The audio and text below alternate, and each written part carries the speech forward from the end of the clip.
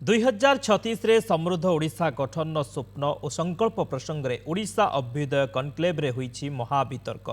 PCC सभापति भक्तचरण दास, BJD वरिष्ठ उपसभापति देवी प्रसाद मिश्र और अर्थनीति विशारद तथा फकीरमोहन विश्वविद्यालय पूर्वतन कुलपति प्रोफेसर डॉक्टर कुमरवर दास सामिल होई निज निजर मत रखिछन्ते। 2036 मसीहा ए सरकार पई बहु दूर। प्रथमे ए सरकार 5 वर्ष शासन कथा कहतु बोली कहिसंती पीसीसी सभापति। आज हक पाई राजरास्तार आसाई केन्दुझर रे 30 खणी किंतु लोके जाउछंती दादन।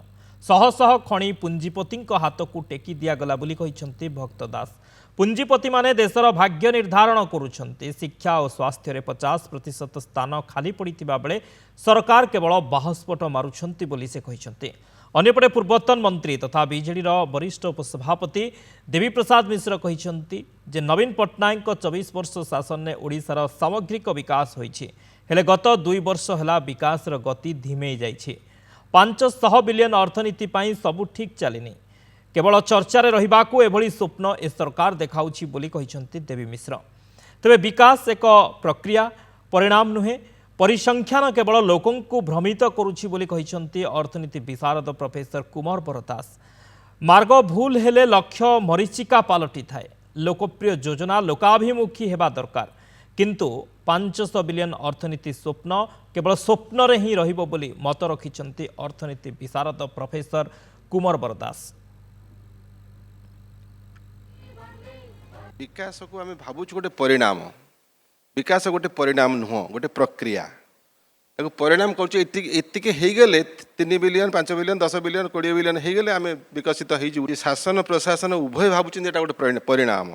इकोनॉमिक ग्रोथ गोटे इंजिन, इकोनॉमिक ग्रोथ मध्यम सबकि हो। से दृष्टि आम देखु भारत हूँ 1 नंबर पृथ्वी। बर्तमान Bharat 1 number fastest growing country and 4th largest, 5th largest, 3rd largest, 2nd largest, fastest country भी हो। जीडीपी रे भी हो जाई पारे। खाली स्टैटिस्टिक्स इज मिसलीडिंग एंड कनसीलिंग। देश कुआडे जाऊ नाही, देशर अवस्था वास्तवता रियलिस्टिक हो नाही। ऑप्टिमिस्टिक होची, ऑप्टिमिस्टिक हैला भलो। Optimism is better than pessimism, but realism rejects both. जोटी मार्ग भूल सेठी लक्ष्य मध्य मरीचिका।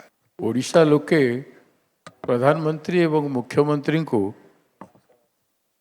2036 रे कौन हबो कि 2047 रे कौन हम विजन डॉक्यूमेंट मागे नथिले। ओडिशा लोके भोट देइथिले 5 वर्ष पई। से 5 वर्ष रे कौन हम 2024 निर्वाचन रे जहाँ कहिथिले सरकार आसिला परे 2019 रे 14 रे भी प्रधानमंत्री जेते थोड़ा आइसंती ओडिशा रे अनेक कथा कहिछन। मु से भीतर को जीविनी, किंतु से गुडा को से जदि कहि थांते आमे ए सब जिनिस सरकार नथिला हम करि पारलु नाही। आज सरकार रे आसीछु, आमे ए सब 5 वर्ष भीतर करिवु। बहुत प्रैक्टिकल हेई थांता एवं ग्रहणीय भी हेई थांता। तापरे से कहि चाली थांते ए जे 2025 रे मई रे आसिकरी 2036 11 वर्ष परवर्ती योजना दे देले। तापरे से 47 भी देले, माने 22 वर्ष परे कौन हम सेटा भी से कहीदेले। गवर्नमेंट रो गोटे संकल्प से बेले जे आम ओडिशा को केमती ईस्ट इंडिया रो एवं पर साउथ ईस्ट एशिया रो आम नॉलेज कैपिटल करने को दिगरे अग्रसर हवा एवं आगे तेणु विभिन्न क्षेत्र में जो प्रोग्रेस होता आज ये 2 वर्ष रे जोटा भक्त बाबू कहते श्रीयुक्त दास जे आज जो डिक्लाइन होती जे आम 36 मसीहार जो स्वप्न मु भी ओडिया हिसाब से स्वप्न देखे जे आम एक संतुलित समन्वित विकास रे समस्त किभଳି अभिवृद्धि रे जड़ित हेबे, अंशीदार हेबे एवं आम जैव विविधता को अक्षुण्ण रखी आमर ऐतिह्य एवं आम परंपरा, आम जनजाति, आम उपजाति एवं तांकु नेइकरी आम लोकंकर सामर्थ्य, कैपेबिलिटी, कुशलता अतीत रे ओडिशा रे जेमती कुशलता थिला ताकु केमती रहिबो एवं ता आउरी आगु को जीवो।